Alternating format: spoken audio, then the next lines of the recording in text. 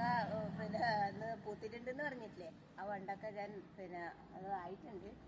അധികം വെച്ച് കഴിഞ്ഞാൽ മൂത്ത് പോകും. അതുകൊണ്ട് ഇപ്പോൾ ഞാൻ പറിച്ചെടുക്കുന്നതാണ് കറി വെക്കാൻ വേണ്ടിയിട്ട്. 2-3 ഇല്ലു. മറ്റേ വേറൊന്ന് ആവുമ്പോഴത്തേക്ക് ഇത് മൂത്ത് പോകും. അതുകൊണ്ട് ഞാൻ ഇത് പറിച്ചിട്ട് കറി വെക്കാൻ വിജയിച്ചു. അങ്ങനെ കറി വെക്കാം. ഇന്ന് വെണ്ടക്ക കറി വെക്കാം.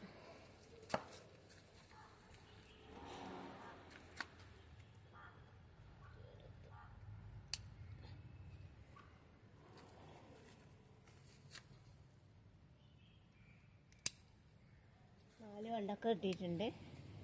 ചെറുതാണ്, എന്നാലും കറിയിലിടാനായി 4 എണ്ണം. ഒരു കറിയിലിടാം.